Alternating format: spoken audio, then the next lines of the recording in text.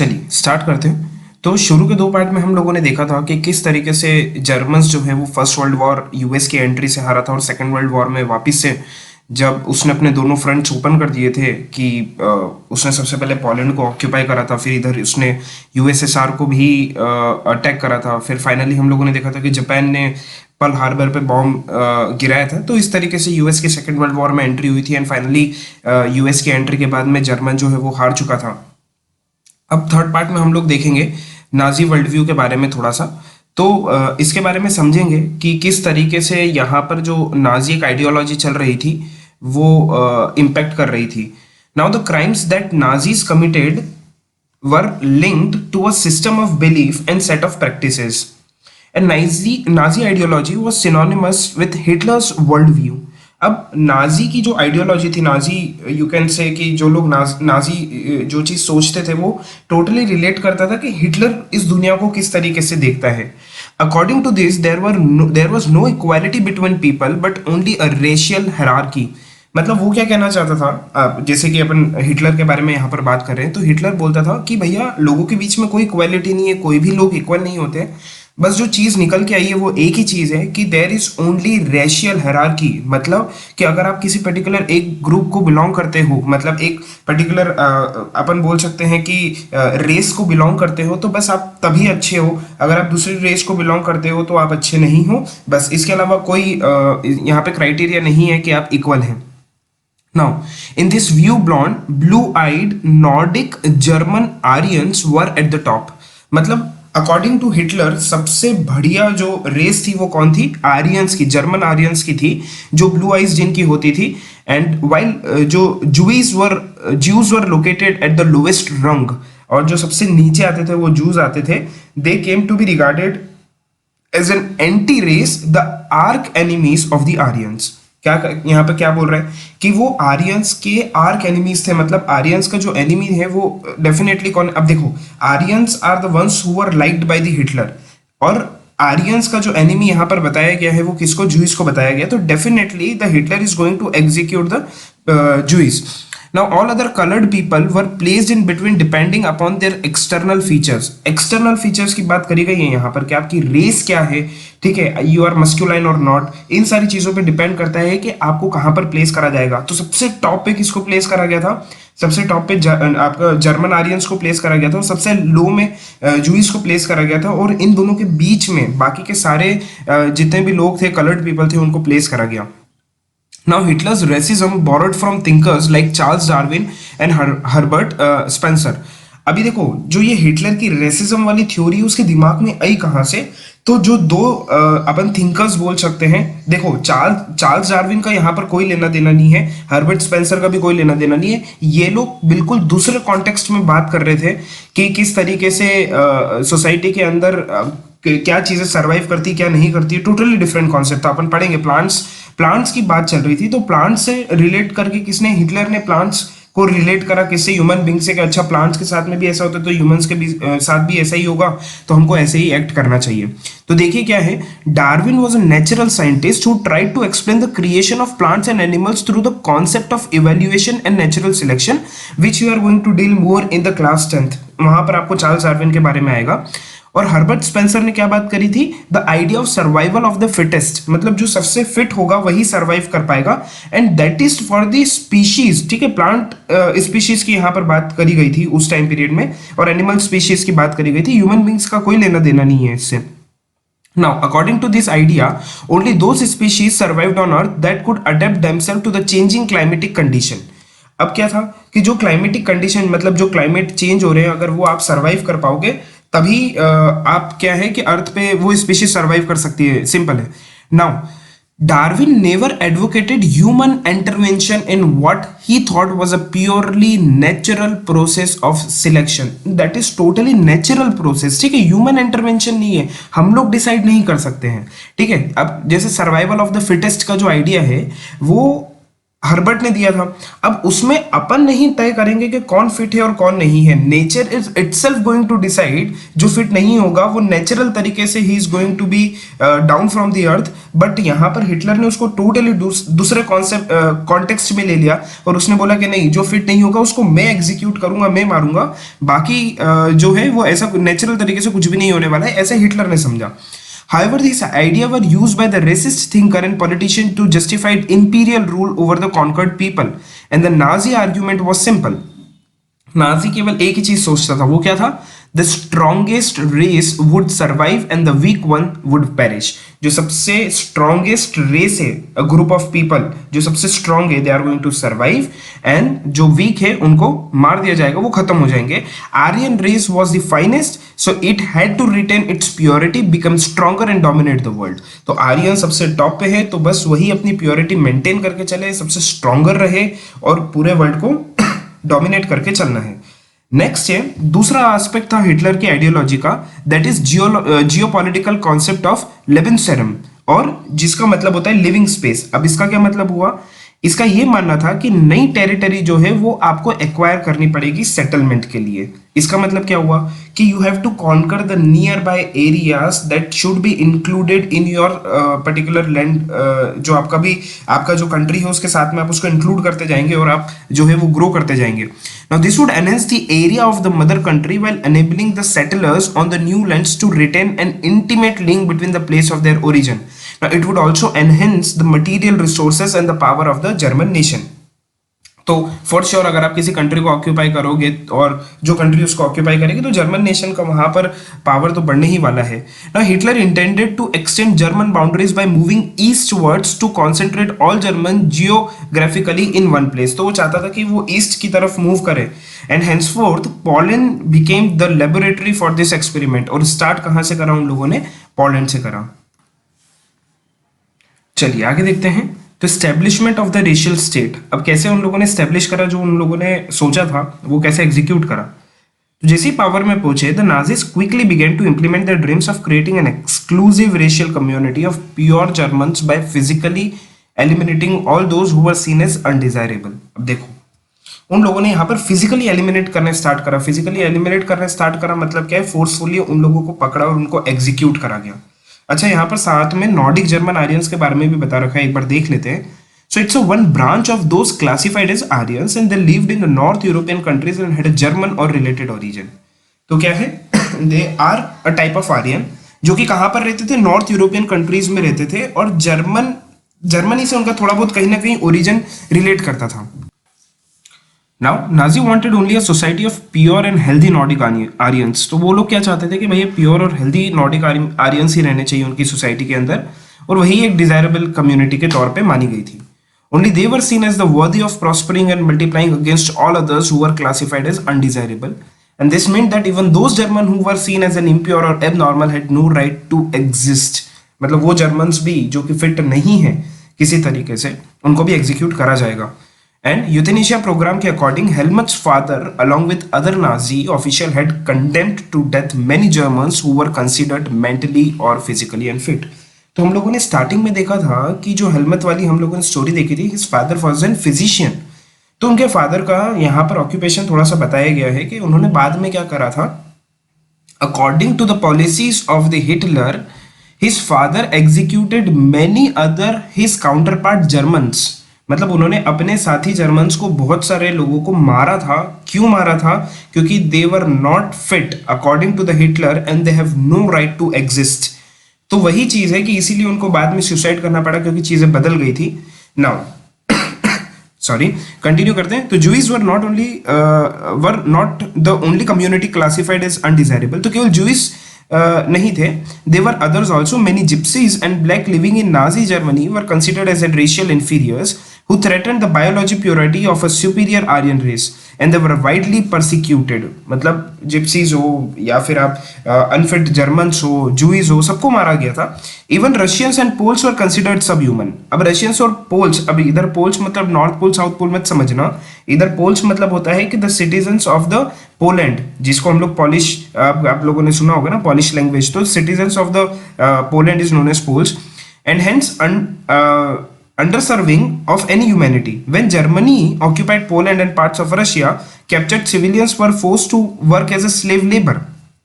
तो उनको स्लेव्स वगैरह बना लिया गया था। पोलैंड के हम लोगों ने देखा था कि कैप्चर करा था इन द सेकंड पार्ट। तो फिर काफी सारी चीजें हुई थी। Many of them died simply through hard work and starvation. तो बहुत सारे लोग तो ऐसे ही मर गए थे कि उनको इतना सारा काम कराया जा रहा था जबरदस्ती और खाने के लिए कुछ भी नहीं दिया जा रहा था। तो क्योंकि मारना तो वैसे ही था तो उन लोगों ने कुछ दूसरा तरीका सोचा मारने का। So now Jews remained the worst sufferers in the Nazi Germany. सबसे ज्यादा दिक्कत तो Jews को थी।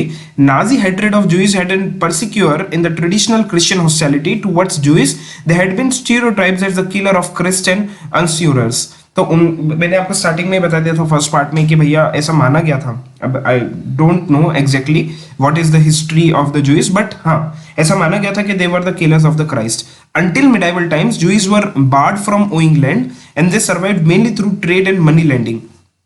They lived in separately marked areas called ghettos and they were often persecuted through periodic organized violence and expulsion from the land. तो जब इच्छा होती थी तब हिटलर के लोग आते थे, उनको पकड़ते थे और जो है मतलब एग्जीक्यूशन जहां पर होता था वहां पर लेके जाते थे, जहां पर मारते थे थ्रू द वायलेंस और उनको मार दिया जाता था।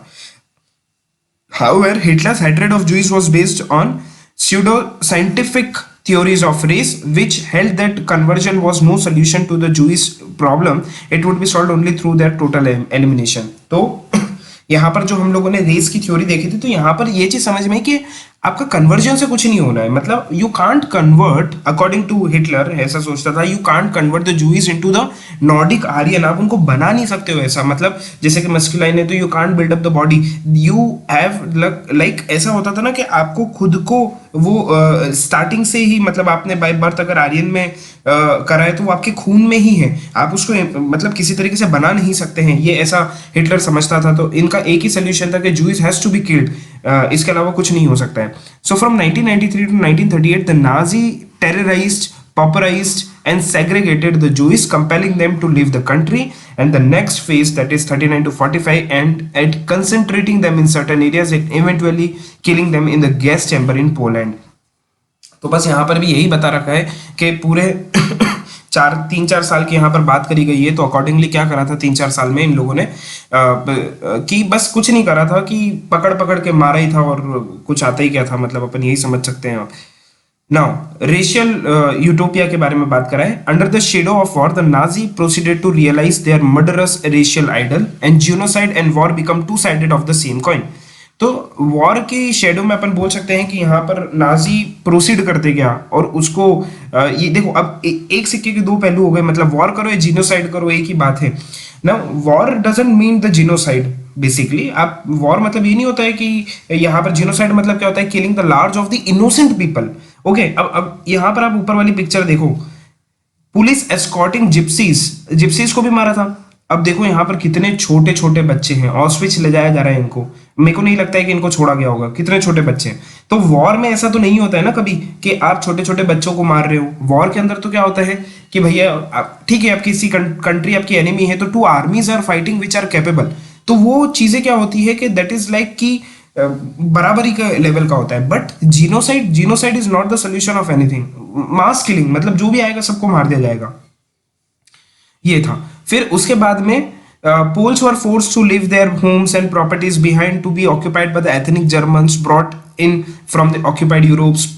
Poles were like then herded like cattle in the other part called the general government, the destination of all undesirable of the empire. अच्छा, अगर पूछ ले कि जनरल गवर्नमेंट क्या है तो वहां पर सारे अनडिजायरेबल लोगों को रखा जाता था।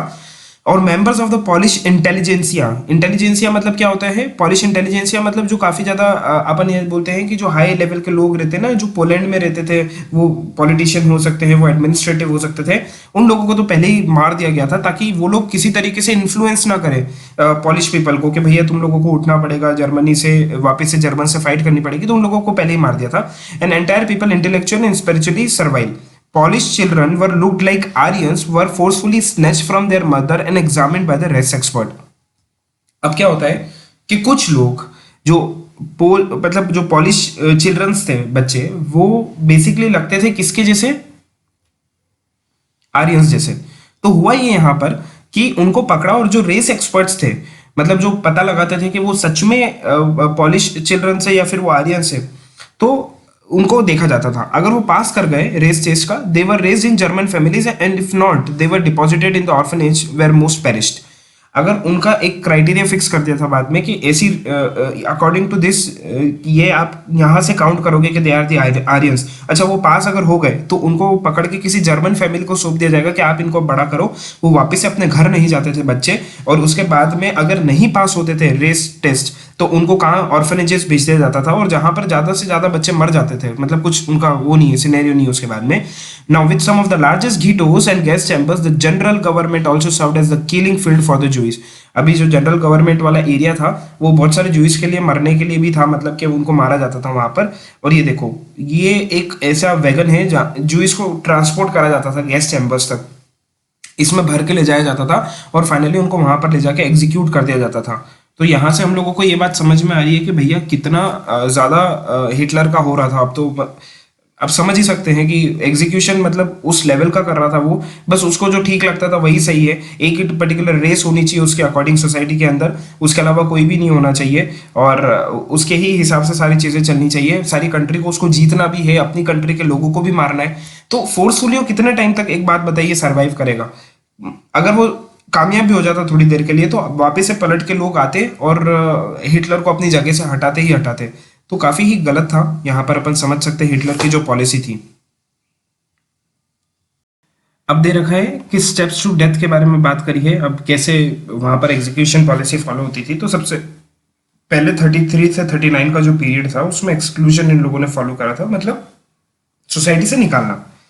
अब इसका मतलब क्या हुआ? You have no right to live among us as citizens, ऐसा बोला जाता था। अब इसी में न्यूमरबर्ग लॉज ऑफ सिटीजनशिप जो है वो सितंबर 1935 में आई थी, और इसके अकॉर्डिंग क्या था, वही लोग जो जर्मन है या फिर उनसे रिलेटेड है, ब्लड ब्लड रिलेशन होना चाहिए, वुड हेंसफोर्थ बी जर्मन सिटीजन्स, और उनको ही प्रोटेक्शन मिलेगा। जूइस और जर्मन के बीच में शादी नहीं हो सकती है। एक्स्ट्रा मैरिटल रिलेशंस जो है वो जूस और जर्मन्स के बीच में नहीं हो सकते हैं। Again that's important. Jews were forbidden to fly the national flag, national flag जो है वो जूइस नहीं फहरा सकते हैं, ठीक है। तो ये चीज है। फिर दूसरे जो लीगल मेजर्स हम लोगों को देखने के लिए मिले वो क्या थे? जूइस बिजनेसेस का बॉयकॉट करना है सबको, गवर्नमेंट सर्विसेज से उनको हटाना है, और उनकी जितनी भी प्रॉपर्टी है सब ले लो और उनको कॉन्फिस्केट कर लो। मतलब कॉन्फिस्केट करना मतलब है कि जब्त कर लो उनको सब और बेच दो, ठीक है, मार्केट में। अब यहाँ पर देखो लिखा हुआ है पार्क बेंचेस पे, ये जो लैंग्वेज है again that's in German language, so we can't read. तो यहाँ पर अपन को दे रखा है फॉर आर्यंस ओनली। अब सिनोगोगस क्या चीज होती है, ये भी एग्जाम में पूछा जा सकता है इन 1 number. That's a place of worship for the people of Jewish faith, मतलब जो जूइश पीपल है अगर उन लोगों को कहीं प्रे करना है तो उनके लिए कोई अलग से जगह है, उसको सिनोगोगस बोला जाता है। अब यहाँ पर इस फिगर का क्या मतलब हुआ? It's a sign declares that this not sea bathing resort is free of Jews. अब यहाँ पे जूस लोग नहीं आते हैं, ऐसा ये रिप्रेजेंट कर रहा है। अच्छा, एक और हम लोग फिगर देखते हैं, तो इसके पास बेचने के लिए कुछ भी नहीं है, हम लोग देख सकते हैं। तो men and women were left with nothing to survive in the ghettos. तो गीटोस वर एन एरिया जहां पर जूइस लोगों को रखा जाता था। तो अब सेकंड स्टेज जो है वो 1940-44 में आई थी। क्या था second stage? Ghettoization. So you have no right to live among us, आपको हमारे साथ जीने का कोई अधिकार नहीं है। और इसके अकॉर्डिंग यहाँ पर उन लोगों को अलग से आइडेंटिफाई करने के लिए अलग अलग स्टेप्स फॉलो करी गई थी, जैसे कि येलो स्टार ऑफ डेविड देना, and this is identity mark was stamp on their passport पे भी उन लोगों को सारे लीगल डॉक्यूमेंट, उनके घर, सब जगह एक जो है अलग से अपन बोल सकते हैं एक आइडेंटिटी मार्क दिया था, जिससे हम लोगों को पता चल जाए कि वो जूइस है। Now they were kept in Jews houses in Germany and in ghettos like Lodz and Warsaw in the east, and this become site of extreme misery and poverty. क्योंकि वहां जाने से पहले क्या होता था कि आपसे सारी चीजें ले ली जाएगी, आपका जितना भी घर वगैरह है, मतलब घर तो डेफिनेटली वो एक पर्टिकुलर जगह पे आपको लेके जा रहे हैं, तो पुराना घर आपका ले लेंगे, आपकी सारी प्रॉपर्टी, आपका सारा पैसा, सारी चीजें वो लोग ले लेंगे और आपको बस वहां पर छोड़ देंगे। खाने के लिए कुछ नहीं है, मतलब कुछ भी नहीं है आपके पास पैसा, तो इंसान ऐसे ही मर जाता था, ठीक है। तो उनकी सारी वेल्थ वगैरह सारी गीटों में जाने से पहले आपको देनी पड़ेगी, और अगर आप मना करेंगे जाने से तो definitely they are going to execute you. So soon the ghettos are brimming with hunger, starvation, diseases, ये सारी चीजें तो नॉर्मल हो गई थी उस पर्टिकुलर एरिया में। और फाइनली था 1941 से ऑनवर्ड उनको एग्जीक्यूट करना, एनिहिलेशन स्टार्ट कर दिया था उन लोगों ने। वो कैसे? देखो, अगर आप बच के भागने की कोशिश करोगे वहां से तो भी आप बार्ब्ड वायर्स अपन को देखने के लिए मिल रहे हैं, काफी मिजरेबल, मतलब सोच के ही मेरे को तो ऐसा लग रहा है ना, लिटरली। आप देखिए, killed while trying to escape the concentration camps were enclose with there with live wires.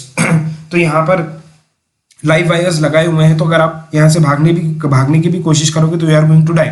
Second चीज, अब ये देखो, piles of clothes outside the gas chamber. अब I think you can easily see कितने सारे कपड़े हैं। इसका मतलब, और अंदर एक और चीज जो यहाँ पर मिस नहीं होनी चाहिए, आप जब देख रहे हैं तब, पीछे वाला जो दे रखा है ये वाला, ठीक है। तो आप समझ सकते हैं कि यहाँ पर क्या पोजीशन बनी है। इतने सारे कपड़े, मतलब मारने से पहले उनको सारे क्लोथ्स वगैरह ले लिए जाते थे, एंड फाइनली सारी चीजें हैं, ठीक है। Now Jews from Jewish houses, concentration camps and ghettos from different parts of the Europe were brought to death factories by good trains। हम लोगों ने देखा था ना, गुड्स की जो ट्रेन होती थी वहां से लाया गया था उन लोगों को, सारी जगह से ला के यहाँ पर मास किलिंग होती थी।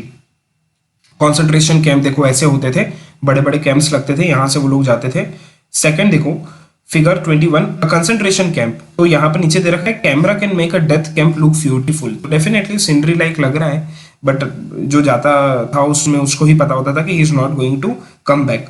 अब देखो, shoes taken away from prisoner before the final solution. Final solution आप लोग मेरे हिसाब से आप समझदार है, समझ ही गए होंगे कि फाइनल सोल्यूशन क्या यहाँ पर बताने की कोशिश करी जा रही है, कि बस आपके जो सारे शूज वगैरह है वो ले लिए गए हैं, मतलब you are going to be executed now. सब छोड़ के चले जाओ। यहाँ पर आप देखिए, यहाँ पर क्वांटिटी कितनी है,